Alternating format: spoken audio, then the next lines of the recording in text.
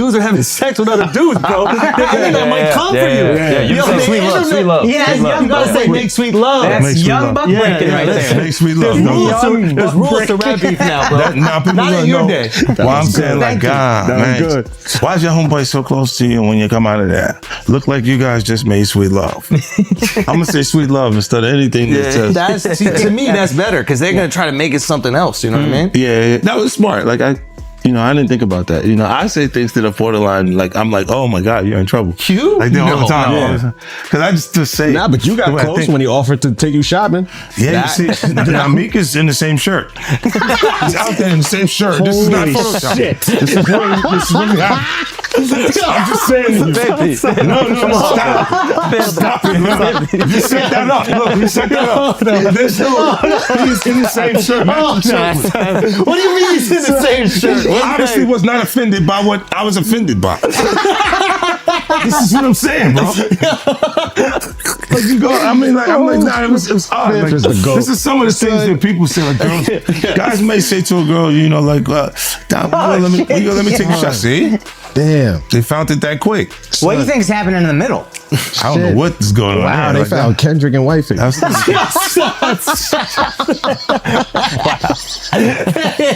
can't dress up Kendrick like that. Oh, you can't dress him up like that. No, it's jokes. That's like the White Chicks movie, bro. You can't do that. Yeah, that was comedy. That was good. Yeah, but that was get away with Wifey. That's obviously doing shopping. They got the same outfit. Yeah, it's true. In public. Yeah, that's a nice shirt. That's a nice shirt. All right, so when he said the shopping line in real life, what did you say? I said, let me get away from him. Because he was like, yo, you hot now. Now we gotta hang out now. Like hang out. Yeah. He said, I don't know, maybe I take you shopping and I get you some flash and you can give me the hood shit. And I was looking and I was like, let me just move away from him because I'm gonna mess up the wedding. I always say to myself, like, it was someone's wedding? It was Chris Lighty's wedding. He's in Miami. Wow. Nori's there. Nori knows this because I looked at him like, yo. You heard what he just said, right? He's like, yo, certain things they let it go by because it's puff. Like they would look, like he would say stuff, and it's like he wasn't like in the closet, he was like in the hallway. Now you see so much shit that you go, wait. No, this was visible. He was in the hallway. We saw the video. We saw that video. It comes out later. You're like, that's not the closet. That's the hallway. He didn't give a fuck. Like you could tell that he was already. Nah, New York is dope. Because when Fab, he was like, yo.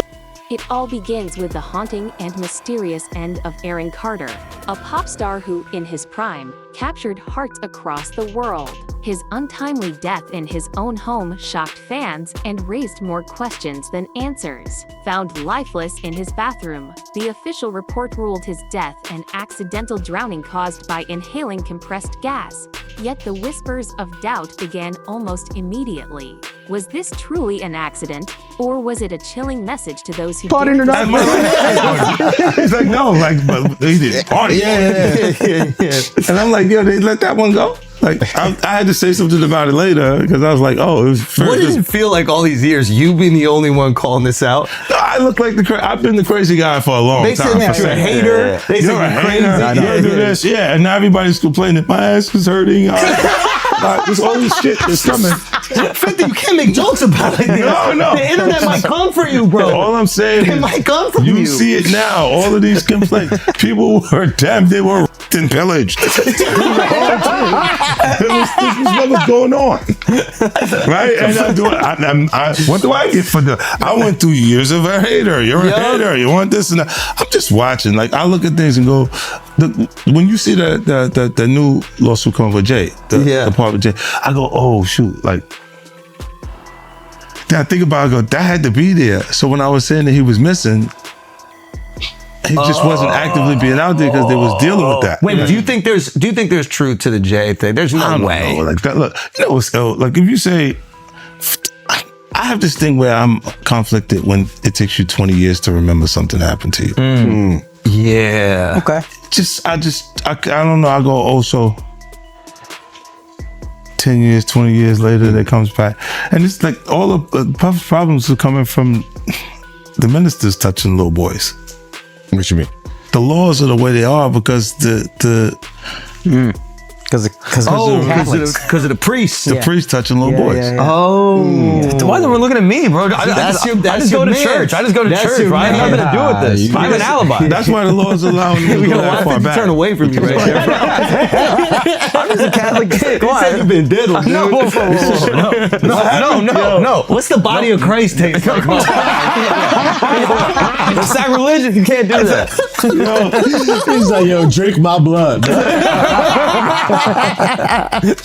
Yo, So it is crazy when after 20 years they come out. That shit is foul. But with Puffy, you were the only one saying anything for decades. yeah, because we had our own little thing. But you were the only. was Everybody your else thing? is scared. Huh? But everybody else is scared. So you think maybe this is a similar thing where everybody else is scared? I don't know what it is. I'm just I asking. think that they're scared.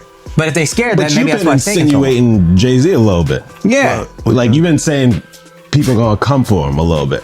No, You've I been thought he would do funky stuff like the Super Bowl.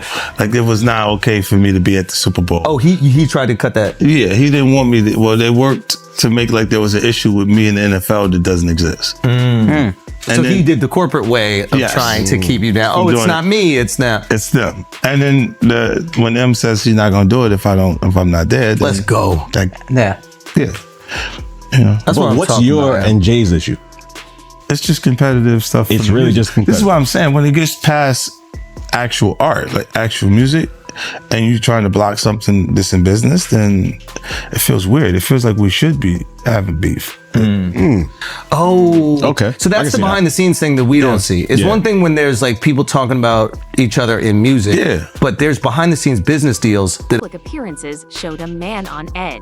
He openly expressed fears for his essay and described his home as a place of unease. In one particularly eerie video, he spoke of feeling threatened, pleading with the world to hear his cries. These were not the words of someone carefree. They were the cries of someone who feared an invisible predator on the day of his death. Neighbors, including a registered nurse, reportedly rushed to his aid, but shockingly they were blocked by his house sitter, who acted in ways that raised suspicion.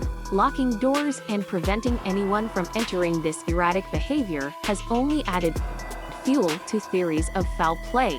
And then there's the cryptic link to Hollywood's elite. Just before his death, Aaron sent a tweet to Kanye West asking for a private talk. The timing of this message is chilling.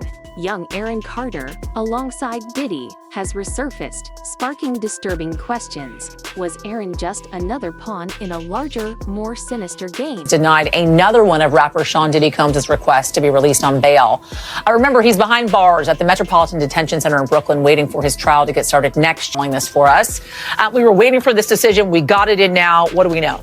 All right. Well, it's 5 pages. And the takeaway here is that the judge is saying that no condition or combination of conditions will reasonably assure the safety of the community. And that was what New York prosecutors were saying. I was in court twice last week and I listened to these prosecutors say that he was a danger to the community. And they showed that video, that surveillance video of him from 2016 brutally beating his then girlfriend, Cassie Ventura, saying that he has a propensity to violence. And that alone is a reason why we cannot agree to the proposed bail package. Now, his team had offered $50 million, a home of his in Miami as collateral, and they said that he would live in an apartment on Manhattan's Upper East Side, monitored by 24-hour security, that he would only talk to his attorneys, that he would only have, certain family members on a pre-approved list, and that, he would actually be under stricter conditions than he is at the jail in Brooklyn. But clearly, this is the third time. Yeah. This judge not buying it.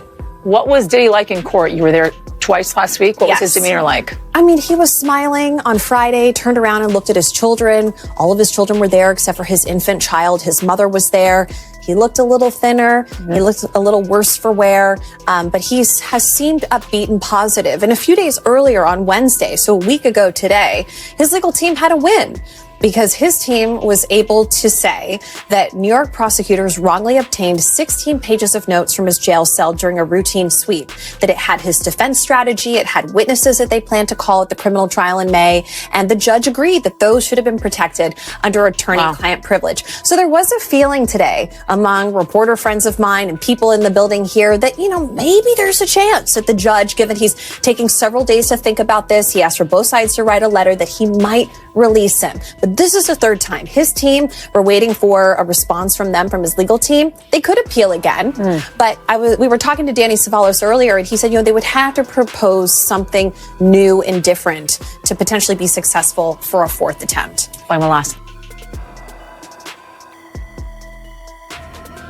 Rumors suggest that Diddy and his associates may have victimized Carter as a kid, exploiting him at industry parties while introducing him to harmful substances. These claims paint a grim picture of an industry that preys on the young and vulnerable, and the pattern doesn't stop there. Diddy's influence has been tied to a string of troubling events. Kanye West has... Back with some breaking news. A federal detention hearing for Sean Diddy Combs has just ended, and CNN's Kara Scannell is outside the courthouse in New York. Kara, obviously, this is a huge case. What just happened?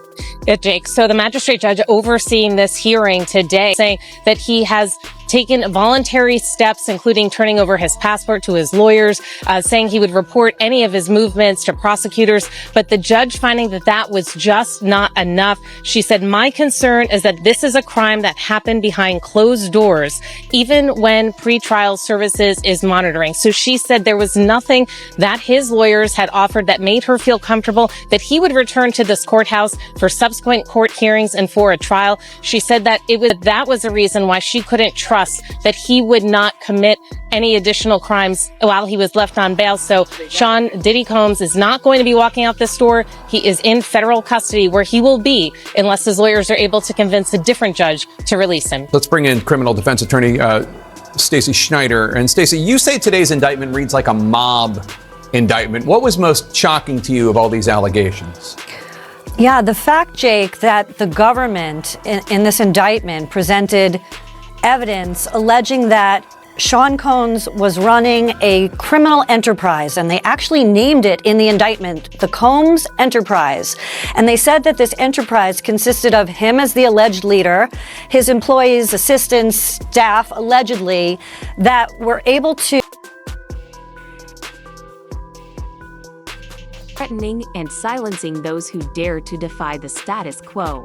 West's claims fit with a broader narrative of manipulation and exploitation within Hollywood, one that seems to trace back to figures like Diddy. What truly shook the public was Curtis 50 Cent Jackson. Jackson's unexpected entry into the story. A longtime rival of Diddy, 50 Cent, presented unseen footage of Aaron Carter.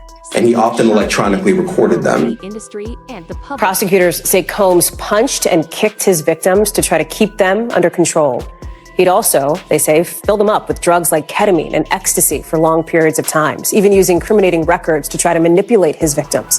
Prosecutors say they discovered this wide range of evidence against Combs in several raids. They found things, they say, like AR-15s, narcotics, more than 1,000 bottles of baby oil and lubricants. We should note here that an attorney for Combs says that he, I'm quoting here, will fight this with all of his energy. His team is already planning to appeal the bail ruling, meaning they will be back in court tomorrow, as Combs has, as we mentioned, pleaded not guilty. We've got team coverage, Laura Jarrett standing by with the legal analysis piece of it. But I want to start outside court with Julia Ainsley, because Julia, this went fairly late into the day. I know you've been at the courthouse as a judge, as we've just learned, is denying this request for bail. Explain why that is and what else we've learned today. Yeah, that's right. We were entertainment correspondent Chloe Melas joins us now with this exclusive reporting. So, Chloe, walk us through what we should know about these new lawsuits. Hey there, guys. These are the first civil suits being filed by Texas-based attorney Tony Busby. He held that press conference not long ago in which he said he was representing dozens of accusers and that he would be naming some high-profile individuals besides Combs. These are the first. And so there were 5 suits filed today on behalf of 4 men and 2 women, all of which are remaining anonymous out of fear, according to these these suits. And these allegations, they only name Combs and his businesses and actually a hotel and a department store as defendants. They don't name any other high-profile celebrities. And these complaints span back, but I do want you to hear a little bit from my interview that I did just a little while ago with attorney Tony Busby. There's an overarching theme here, as you probably can see, which is basically Sean Combs feels like he can do whatever he wants, whenever he wants to do it. A lot of the conduct alleged is violent, and threats were made. And I think, but for the fact that Sean Combs was arrested and bail denied, these people would not have come forward. Busby says he's going to file other civil suits, and this is all coming as Combs is facing a criminal trial this month. As this story unfolds, one thing is certain: the truth, whatever it may be, will have far-reaching implications for the entertainment industry. And as more voices join the chorus demanding justice, the hope remains that the light will finally pierce through Hollywood's darkest corners. While the exact content of this footage remains unknown, its presence alone is enough to cause Diddy significant anxiety. Could this be the smoking gun that unravels years of secrets? This story unfolds. One thing is certain: the truth, whatever it may be, will have far-reaching implications for the entertainment business. And as more voices join the chorus demanding justice, the hope continues that the light will finally pierce through Hollywood's darkest corners.